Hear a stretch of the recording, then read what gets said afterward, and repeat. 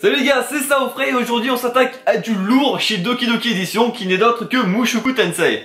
Mushoku Tensei a été scénarisé par Rifujin Magonote et dessiné par Fujikawa Yuka. Prépublié dans le comic Flapper, dans le type seinen, dans le genre action, fantasy, magie, tout ça.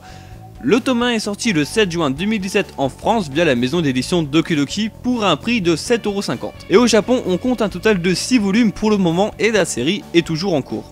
Pour ce loser anonyme, les 34 années de son existence auront été un ratage total. Lorsqu'il est renversé par un camion fou, il s'attend à finir 6 pieds sous terre. Mais le voilà redevenu bébé, désormais appelé Rudos Greyrat. Il s'est réincarné dans un monde d'épée et de sortilèges où il va apprendre à maîtriser l'art délicat de la magie pour lequel il semble avoir un don particulier. Car cette nouvelle vie, Rudos est bien décidé à ne pas la gâcher et cet enfant qui va grandir sous nos yeux est encore loin de se douter des dangers qu'il va bientôt rencontrer. Voilà. Pour ce qui est de l'analyse, Mushoku Tensei a le don de parler à plusieurs personnes, parce que quand on y réfléchit, qui n'a jamais imaginé une seule fois être incarné en quelqu'un d'autre ou quelque chose d'autre, tout en se disant que dans cette nouvelle vie, on aurait pu changer telle ou telle chose, histoire d'avoir une vie bien plus heureuse. Autant ce manga aborde la solitude et le désespoir, et quelques pages après, ça respire la joie de vivre et l'ambition. Avoir un tel décalage d'émotions, moi personnellement je trouve ça très fort. Avec du recul, j'ai pu constater une chose. Au début du manga, notre héros, donc avant sa réincarnation, était vraiment insociable et pour lui son existence n'avait aucun sens. Sa famille avait coupé les ponts avec lui, enfin tout pour vraiment vouloir en finir avec sa vie. Et malgré ça, même si sa vie ne valait pas grand chose, il est mort pour une bonne cause en sauvant 2 personnes d'une mort certaine.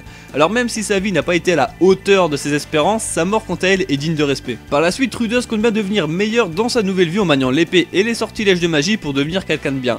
Ce personnage est très attachant et le fait qu'il garde sa mentalité d'un garçon de 34 ans dans un corps d'un enfant de 5 ans, ça peut être très spécial.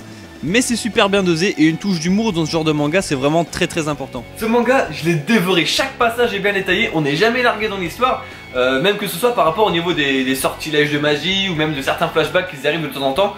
Tout est bien détaillé, tout est bien réparti et même par exemple au niveau des personnages, chaque personnage a une personnalité bien à elle, bien distincte, qui fait que rien qu'au tome 1, tu sais que la suite elle va être géniale, elle va être énorme. Et honnêtement, si vous lisez, à la fin du tome 1, peut-être que vous serez comme moi parce que moi j'avais envie de jeter le manga ou même feuilleter les dernières pages pour voir s'il n'y a pas une suite. Parce que putain la fin du tome 1 elle m'a foutu en bad. Ça parlera à beaucoup de personnes et il y a vraiment une morale dans cette histoire. Une bonne dose d'humour mais avec modération, c'est important. Un dessin très soigné et une histoire aussi banale qu'originale et un max de plaisir à la lecture. J'aurais peut-être voulu qu'on développe un peu l'histoire du héros avant sa mort, juste par curiosité, parce que je suis curieux. Ça aurait aussi été intéressant de voir quelques combats de magie ou d'épéistes, juste pour voir comment ça se passe en fait. Autrement, je vous conseille vivement de lire ce bon petit chef-d'œuvre qui est Mushoku Tensei, et honnêtement, j'attends avec impatience le tome 2. Voilà, merci à vous d'avoir vu cette vidéo, je vous dis à bientôt, portez-vous bien, tchuss.